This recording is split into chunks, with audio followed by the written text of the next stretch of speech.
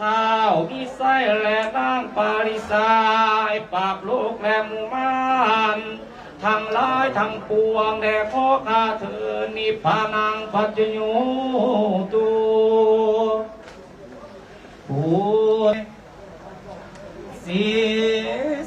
สิทธิพระพรบวรแวนวิเศษอาติเรกเตโสไสยตุภวังไสยมังคารังอาวหะปิวะโหใส่คุณนางตุกแต่งแล้วจึงได้แต่งเป็นพระพรมีเครื่องพันพร้อมเท่าแก่มานั่งล้อมอ้อมพระพรอยู่ซ้อนล้อนนักพร้อมทุกสิ่งอันมีทั้งผู้ปั้นและมากจีบจัดแต่งเหียบดาวดามาลาหอมห่วงเฮาเหล่ากองแก้วใส่ผ้าควันส่วนกันมามวนเตา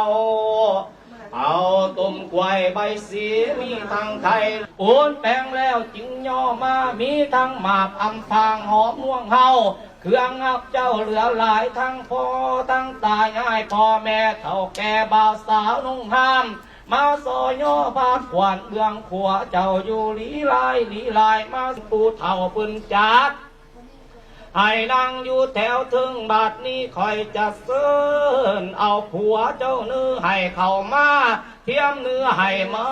อยู่ในกิ้งคอยจะเสินเอาขวัญนางงามให้เขา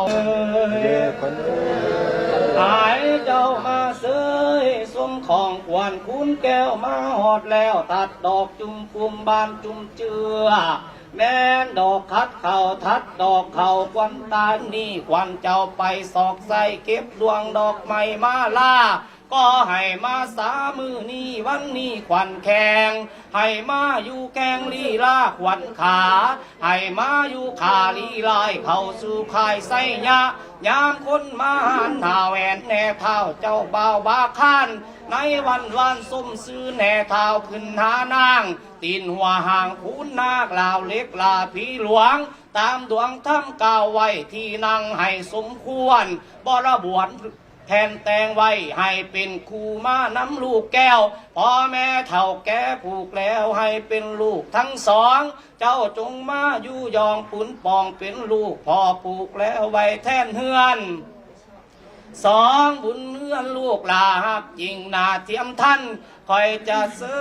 นเอาควันบาคานให้เขามาเอื้อมไล่หลาบไม้เนื้อผิวนางสวมนางงามอยู่ท่าอินฝากฟ้าปุ่นแป้งให้เจ้ามาเฟือแฝงเมียแป้งถึงเท่าห้อยขวบเขายืนยิงเทียราคา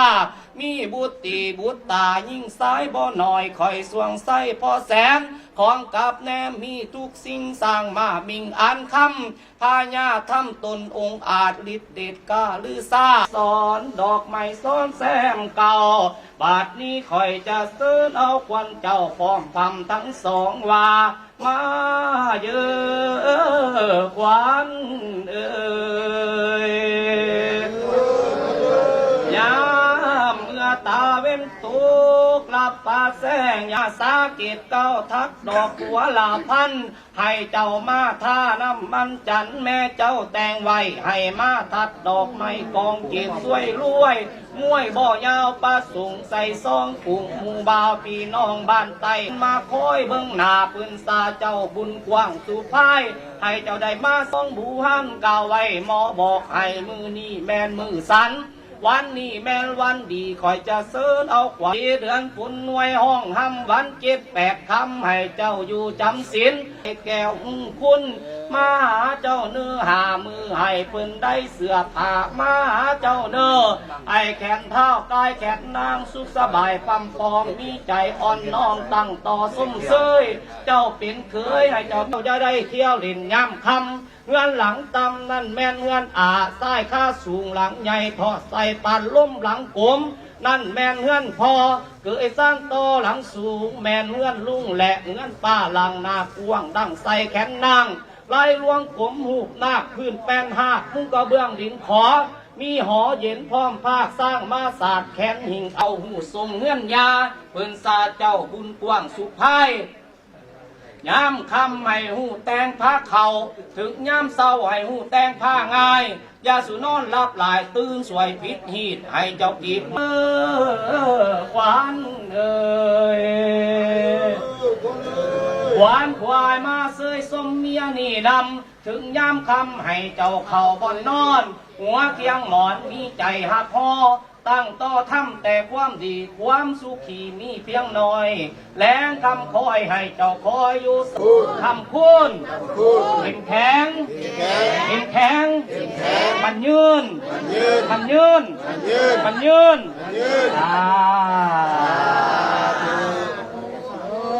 ตอนนี้ตามพี่น้องเชิญมาลงในนี้เลยบังหมด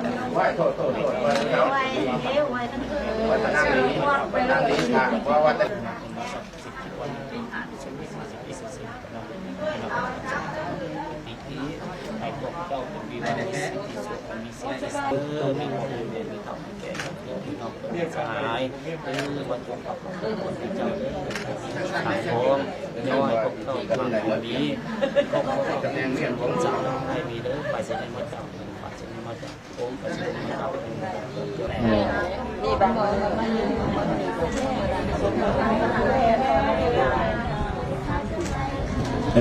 ี้ย่อขันสาธุขันดอกไม้ยกขึ้นเพียงตาขันสมมายกขึ้นเพียงเก้า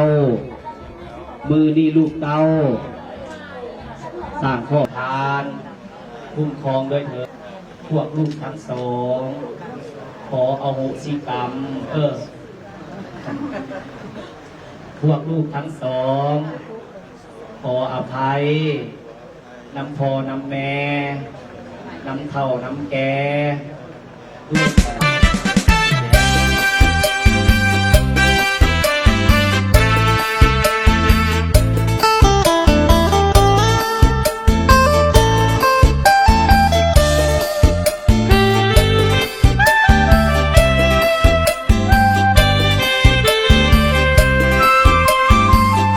สุขสันต์สุขีวันนี้วันที่สมปองเพื่อนฝูงพี่น้องแขกคนมาอวยพรใสให้คู่สมรสสมรักสมดังดวงใจญาติมิตรทั้งไกลและไกลอวยใสในวันวิวา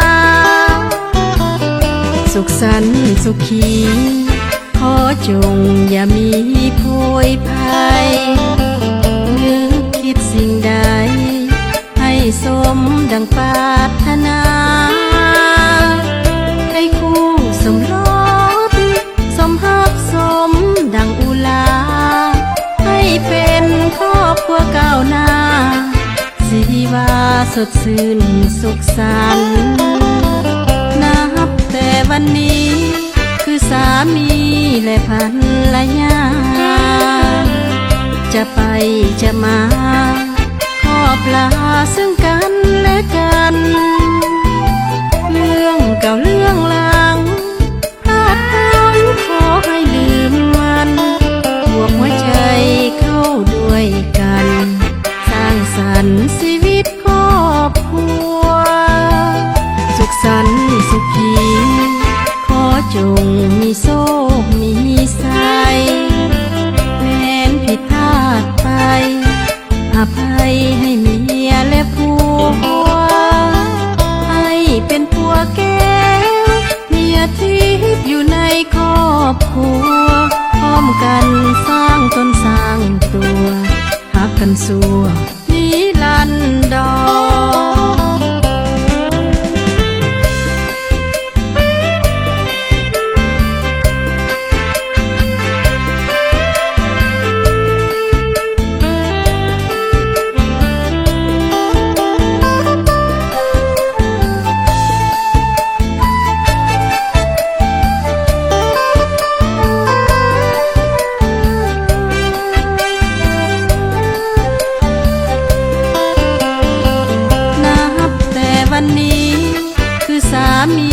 และภร